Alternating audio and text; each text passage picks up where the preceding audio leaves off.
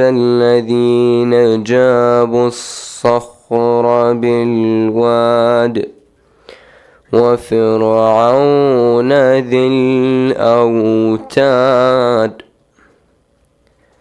الذين طغوا في البلاد فأكثروا فيها الفساد فصب عليهم ربك صوت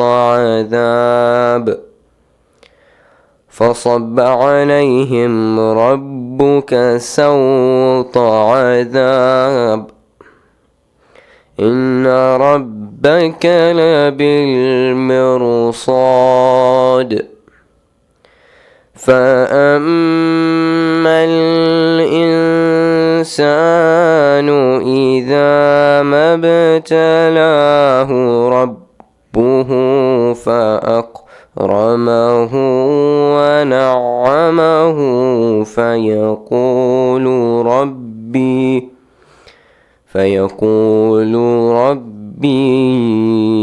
أكرمن وأما إذا ما ابتلاه فقدر عليه رزقه فيقول ربي أهانن كلا بل لا تكرمون اليتيم ولا تحاضون على طعام المسكين وتأكلون التراث أكلا لما وتحبون المال حبا جما كلا إذا دكت الأرض دكا دكا وجاء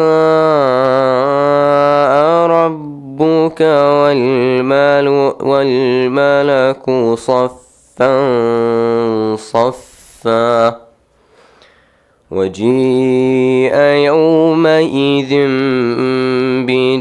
بجهنم يومئذ يتذكر الإنسان وأنى له الذكرى يقول يا ليتني قدمت لحياتي فيومئذ لا يعذب عذابه أحد ولا يوثق وثاقه أحد يا أيتها النفس المطمئنة ارجعي إلى ربك راضية مرضية فادخلي في عبادي وادخلي جنتي صدق الله العلي العظيم.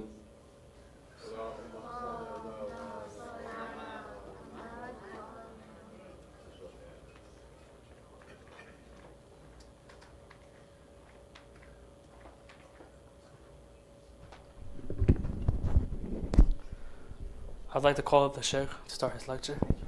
Salawat.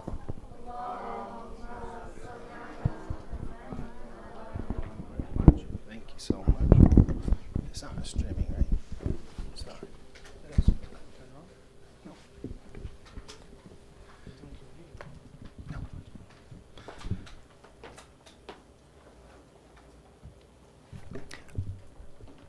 أعوذ بالله من الشيطان الرجيم. بسم الله الرحمن الرحيم. الحمد لله رب العالمين والصلاة والسلام على أشرف الأنبياء والمرسلين سيدنا ومولانا أبي القاسم المصطفى محمد اللهم صل على محمد وآل محمد وعجل فرجه وعلى أهل بيته الطيبين الطاهرين ولعنة الله على أعدائهم إلى قيام يوم الدين. Assalamu alayka ya Abu Abdullah. Condolences for the coming of Arba'een, and I thank each and every one of you for making it here and being able to remember Imam Hussein alayhi salam on such an important day. Arba'een is completion. Arba'een is 40. And when you look at the meeting that Allah had with Prophet Musa alayhi salam, He extended the 30 days and added 10 more days to make it 40. And in وَفَتَمَّ مِيقَاتُ رَبِّهِ أَرْبَعِينَ لَيْلَةً 40 nights became complete, was the completion of the meeting with Prophet Musa and Allah. Or we have, for example, person who memorizes 40 or recites 40 hadith, 40. So specifically we have the number 40 is important for us, and one of this, what it signifies is completion. So when you cry for Imam Hussein, do azadari for him and matam for him from the beginning of Muharram to now, which is 40 days, inshallah it is complete and you have benefited. And I hope that each and every one of you, these 40 days and nights, you have gained from the nur and light of Imam Hussein alayhi salam. Some ask this question, and sometimes I get comments on social media. Okay, we cry for Imam Hussein, but why do you cry so much? Why do you cry for 40 days? Okay, one day, that's it. But you see that Imam Zainul Abidin in Sunni sources, even in Hilyatul Awliya, cried for his father for about 34 years. He cried for Imam Hussein alayhi salam for the entire time of his life. So much so when Imam Zainul Abidin, and these are also in Sunni sources, was asked that why do you cry so much for your father? And he mentioned Prophet Yaqub, crying for Prophet Yusuf, even though he knew he was alive. He cried for him. In the narrations we have about 20 years. So much so that his eyes became blind. So therefore Imam Zainul Abidin in this hadith says that Prophet Yaqub cried for him even though he knew he was alive, for example. He cried for him, but I had lost 12, 13. A number of my family members were killed in front of me. So why should I not cry? So one of the specific proofs we have from the Quran is, if crying too much for a wali of God, which is Prophet Yusuf, was haram, was not allowed, then Quran would have said something to Prophet Yaqub and said, why are you crying so much? Or wouldn't have brought that story. Because the Qisasul Anbiya for us are an example. So when we see the Prophet Yaqub cry for Prophet Yusuf, it means that such crying for a wali of God is allowed. And Imam Zainul Abidin is giving that example for us in this hadith. So therefore, this continuation of crying is from the seerah of Imam Zainul Abidin alayhi salam.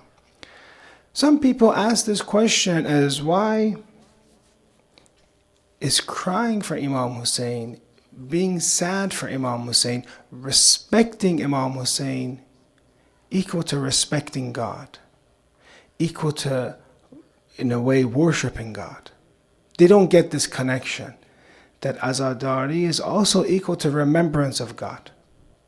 Because as we have, in the tradition, the hadith, nafasul mahmum li dhulmina tasbih. A sad grief for our oppression, Ahlul Bayt's oppression, is equal to what? Is equal to the tasbih and glorification of God. They ask, why is it? The answer is this, is that why do you cry for Imam Hussein? Why? The crying for Imam Hussein is the crying of someone that is muqarrab to God. You are crying for someone that is close to Him, that is very close to God. So in reality, you're crying for Allah and His deen, His religion, and that person or individual that has become close. So when you remember that human being that is close to Allah, you have respected Allah. Can you give me an example of a person that worshipped God but didn't respect the muqarrab, that is close to God? Yes? Shaitan, very good. Shaitan worshipped God for how many years? 6,000 years. But didn't respect the muqarrab of God. Didn't respect that person that was close to God. What happened to Shaitan? He was damned. So you see the importance. Not only do we have to respect God and worship God, but that being that is close to God, you cannot disrespect them. You have to respect them. You have to do ta'zeemu sha'air. You have to honor the symbols of God. And the Quran mentions, وَمَنْ يُعَظِّمْ شَعَائِرَ اللَّهِ فَإِنَّهَا مِنْ تَقْوَى الْقُلُوبِ. This is a sign of the piety of the hearts. If Hajj is a sign of God, if killing the camel, the sacrificial animal, is a sign of God, if Safa and Marwa is a symbol of God, is not the Prophet and Rasulullah a sign of God? Is he not of the sha'air of Allah? If it isn't Imam Hussein also a sign of God, the successors a sign of God?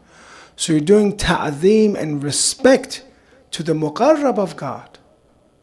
And if, God forbid, someone worships Allah but doesn't want to respect the one that is close to God, he will be damned. So therefore, you see, this is the importance of crying and respecting Imam Hussein, because we're respecting Allah's religion and respecting Allah. I want to share with you in these few minutes, I don't want to make it too long because it's supposed to be a short majlis today, is that ziyarat itself, for many people, they have questions sometimes about what the ziyarat or visitation is. Some people, they think everything with money, with material. And they think the ziyarat is only a way to take in tourism, to get into tourists and get their money, so they pay for hotels and they pay, for example, for gifts and food, and it causes the economy, for example, to circle and increases the flow in the economy. We don't even consider that at all, obviously. For us, the ziyarat that we have is no way a promotion and think of the economic benefit of it. Some people, they approach ziyarat as just a place to get your prayers answered and to go back. I'm just going to go to ziyarat and get my things. I heard this from some people I know. I'm going to go and ask for my stuff, they say. I'm just going to go and ask for my stuff and I'll go back. I'll tell you an interesting story. Al-Khoei Amini is a scholar that spent many years of his life writing for Imam Ali. Maybe you've heard the book Al-Qadir of Al-Khoei Amini. And he went to different places all the way to India sometimes to gather narrations and hadith to put in his book Al-Qadir. And they would ask him, how was India? And he was so busy with collecting hadith, he didn't even know, was it hard, was it good? He didn't pay attention to it. So he says, I was in the shrine once, the shrine of Imam Ali alayhi salam, and I had a haja, I had a need. So I kept going to the shrine over and over, and it's Al-Khoei Amini. He keeps going, and God doesn't give it to him. He doesn't give him his haja. Maybe it's 40 days, 40 nights. And then in front of him, in one of these, ziyarats that he's doing, he lived in Najaf at that time, possibly, he sees that a child that is completely paralyzed, like they put him, it's just flesh, completely paralyzed. They put him in front of the haram of Imam Ali, they make a short dua, and as if life goes back to this kid, he starts walking and gets shafa and leaves, for example. So obviously it's the karama of Imam Ali alayhi salam and Ahlul Bayt alayhi salam, the Prophet. This is something not far-fetched. They have karama. There's respect. Allah loves to answer the du'as there. It's nothing but Allah answering the dua. That's all it is. But Allah wants to answer it there. But he thinks to himself and says, you know what, I've been coming here for 40 days or whatever. And they came for one thing and their du'as were answered. Maybe it was better that he says to God, maybe it was better that I never became a student. Because I am studying, I am writing, and I have been asking this for so long and I haven't got it. 1 second, they come and they get shafa. To him, he gets informed that that Allah loves to hear your cries. Allah loves to hear your du'as. And that if we basically understood that if for some people he doesn't answer the dua immediately, maybe they'll lose faith in the imams. Maybe their iman is weak, but your iman is strong. And Allah loves to hear your du'as. So ziyarat isn't only a place just for our du'as to be answered either. So it's not just a place for economic, for example, affluence or economic increase. And it's not a place just for du'as to be answered, even though it does happen. Then what is it? What is ziyarah? Does anyone ever think of this? What is ziyarah? I want to tell you from the hadith. Ziyarat in hadith from Imam Rida alayhi salam. Allahumma salli ala Muhammad wa ali Muhammad wa ajafar. Says in the narration, يقول إن لكل إمام أحدا في عنق أولياء وشيعته. For every wali and Shia and follower of Ahlul Bayt, the Imam has a covenant upon them, upon their necks. The Imam has haqq on us, yes or no? Does the Imam have a right over us, yes or no? When we follow them, we say, you're my Imam. Therefore the Imam has a haqq on our necks. وَإِنَّ مِن تَمَامَ الْوَفَاءِ بِالْعَهْدِ.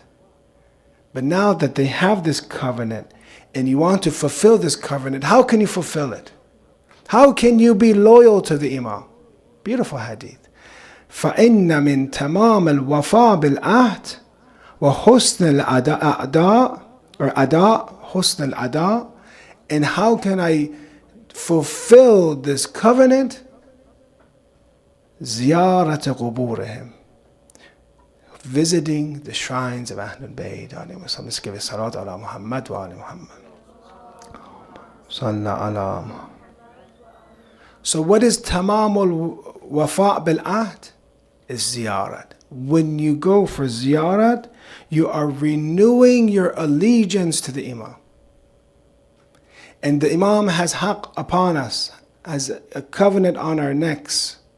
And when you want to be loyal to the Imam, you come, for example, at the shrine of Imam Hussein, these 21 million, the figures I have this year is 21 million. 21 million people are just saying, even as short, As-salamu alayka ya Abu Abdullah, meaning that I'm loyal to you, Hussein. Or they say, Labbayka ya Hussein, I am here, Imam Hussein. I'm loyal to you. I'm your Shia. I'm your follower. So a renewal of allegiance is one of the factors of ziyarah. How beautiful this hadith was. I'm going to make it short, don't make it. The second is ziyarat is nothing but a spiritual journey. It is a spiritual journey. A spiritual journey that ends where? Goes through walayat, through the belief and the authority of Ahlul Bayt. But what is the destination of ziyarah? Allah. Allah is the destination. It is the best way to go and visit, to go towards God through this walayat. Let me read the tradition for you. And this tradition is from Abul Hasan Musa alayhi salam, Imam Kadhim. Allahumma salli ala Muhammad, ali Muhammad wa ajil farajahum, mentions that in the narration, this is about Imam Rida, but it's about, you can say about Ahlul Bayt in general. وَمَنْ زَارَهُ وَبَاتَ عِنْدَهُ لَيْلَةً كَانَ كَمَنْ زَارَ اللَّهَ فِي عَرْشِهِ كَانَ كَمَنْ زَارَ اللَّهَ فِي عَرْشِهِ. If a person visits Imam Rida or the Imams, it's as if he has visited Allah in his arsh. He's visiting Allah. He's there in Karbala, but who is he really visiting? Visiting God. Why? Because wilayat is the path that takes you towards God. It is the sirat al-mustaqim that takes you towards God. That's the path. So that's why you see that holiness in ziyarat. I've seen many non-Muslims, YouTubers. They go and they say, I haven't felt anything like this. I haven't felt anything. They're not Muslim. They're visiting Imam Hussein. A Christian pastor I was looking at, actually, he's in one of the states I visited him, and he says in his documentary, and actually he's a Christian pastor and he does Lutmiya, Sinazani, he visited Imam Hussein. He says that I came to put my hand on the shrine of Imam Hussein and I felt somebody took my hand and I was waiting for it to clear up so I can touch the shrine. And I felt a hand come and the hand somehow come and put my hand to the shrine. So you see, it's ziyaratullah at the end. You're visiting Allah. But just like salat is mi'rajul mu'min, and salat has degrees. Some guy, he does Allahu Akbar and he's like, change the TV station, he wants to watch TV and do salat at the same time, for example. Or salat for them, prayer is lost and found. They think of, where did I put my car keys? Okay, I put it there. Okay, salat has different degrees.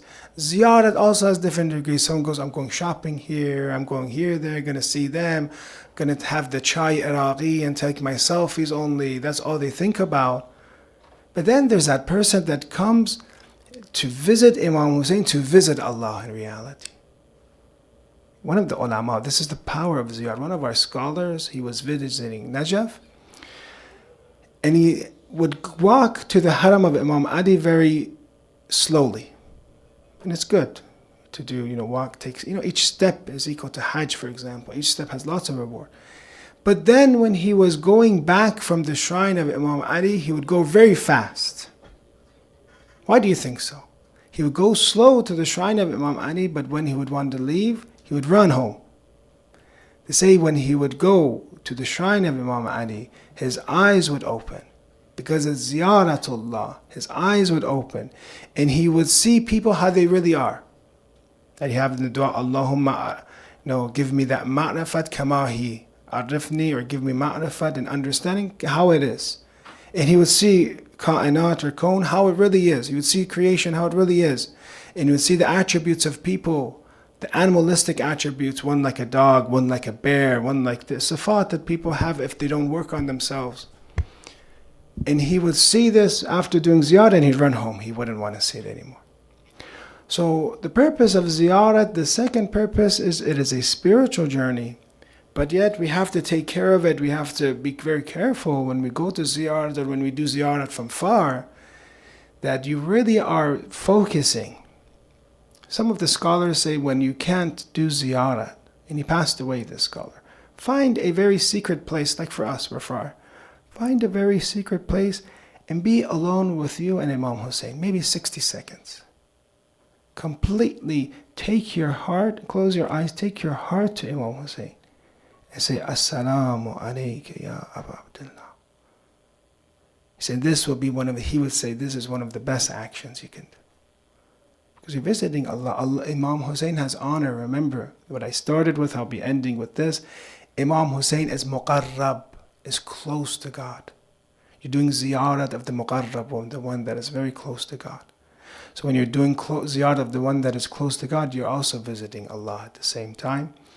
And just like salat has different capabilities and positions and a hierarchy of how it is, that uruj or mi'raj of salat, also ziyarat has that capability.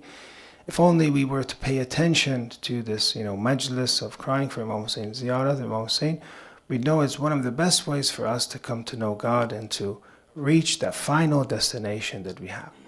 I apologize, I'm not going to make it much longer because we did talk about that it's going to be a short majlis today. I'm going to talk a bit, and I said this once and I'll say it again, about how one of the first visitors comes and visits Imam Hussein alayhi salam, Jabir ibn Abdullah al-Ansari. There's many different narrations from Jabir. I don't know if you heard of Hadith Allah Fatima. He is so close to Ahlul Bayt that he actually, when Imam Hussein alayhi salam was born, Lady Fatima was crying. Imagine when a child is born, a mother's usually happy. But she's informed that this new baby is different. This new baby will be beheaded. This new baby will die thirsty. And there Rasulullah gives a gift to her to console her, because it's very difficult for a mother to see that her child that is just born is going to have musibat and difficulty. So Rasulullah gives her this letter that is hadith al-law, a letter from Allah to Rasulullah in a beautiful tablet form that has the name of all the Imams, and gives this as a gift for her, that you gave birth to Hussein ibn Ali, this is your gift. Jabir ibn Abdullah al-Ansari is one of those that took this law and tablet and actually wrote it. He wrote it himself. He wrote it, and later on he comes with one of the Imams, Imam Baqir alayhi salam, I believe, and Rasulullah says, send my salam to Baqir. And he's one of the ones that conveys the salam of Rasulullah to Imam Baqir. And the Imam asks him, do you have time? Do you have time to review? I wanted to see this hadith that you wrote, the hadith of the tablet. And the Imam again confirms its authenticity. Hadith al-Law Fatima, that's the name of all the Imams already. So Jabir, imagine how of a confident he was, how close he was. So he was there when Imam Hussein alayhi salam was born.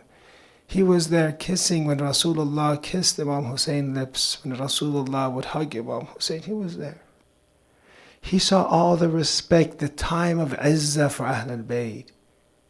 He was there when he saw Sayyidah Fatima enter, and Rasulullah in Sunni sources would stand up, the last messenger of Allah would stand up in front of everyone and give his place to Fatima Zahra. And he would kiss her. He was there when he saw the izzah and the honor of Ahlul Bayt. But then what happens when he comes to visit Imam Hussein, one of the first visitors, and Atiyah brings his hands. He's an old man now. He cannot see possibly. And basically Atiyah puts his hand and he feels the grave of Imam Hussein after doing ghusl, and he passes out. He cannot bear it. He cannot bear seeing that Imam Hussein alayhi salam cannot talk anymore. So there he says, Ya Hussein 3 times. He passes out. They splash water on him. He says, Ya Hussein 3 times. There he says, Habibun la yujibu Habiba. How come you don't answer me, Hussein? I'm your friend. I know you since you're a child. How come you don't answer me? So when I say salam to you when I'm here at your grave. But then he answers himself. He says, I know why. فُرَّقَ بَيْنَ بَدَنِكَ وَرَاسِكَ. Because separated from your body is your head. That is why you do not answer. That head of Imam Hussein, blessed head, Jabir had the information that head from city to city as a prize would go on a silver plate one day in front of Ibn Ziyad, maybe in a bronze or golden plate in front of Yazid. That head that according to Sunni sources we had would recite Quran. The head of Imam Hussein in Tarikh al-Madinah al-Damashq.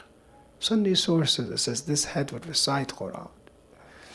That head that Yazid is now in such a time pouring fuqa, it says. The first person to drink beer in the hadith it was Yazid. And that at such a time now this head he is pouring beer on and disrespecting. Jabir saw the time of izzah and honor, and now heard about the time of disgrace and humility for Ahlul Bayt alayhimu salam. Ya Allah, we ask you because of the blessed martyrdom of Imam Hussein alayhi salam to allow our ziyarat and azadari inshallah to take us to Allah. Give us a high position and give us karama because of Imam Hussein alayhi salam. All of our honor, all of our izzah comes from Imam Hussein. Ya Allah, there are many sick people, give them shafa. Our deceased and those that are waiting in the grave for us to do dua for them, bless their souls inshallah.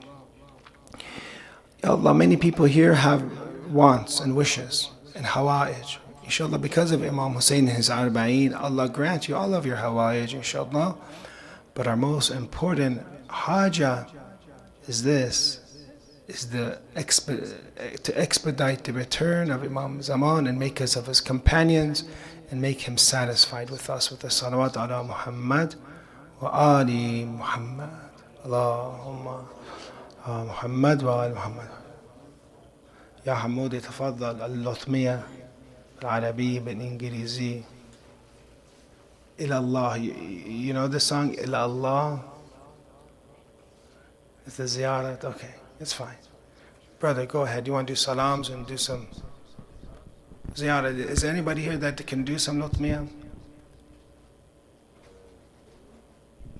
You can, if you want to disconnect the live stream, we can play something. I'll play something for you if you disconnect it. I'm going to play it, it's okay? I'll get the reward of it. I'll get the reward and I don't have to recite.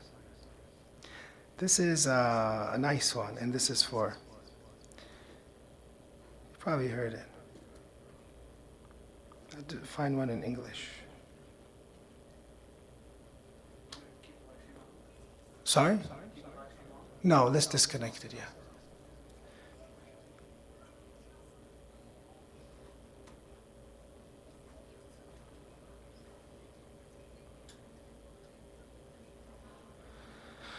Okay, we'll just do a short one and then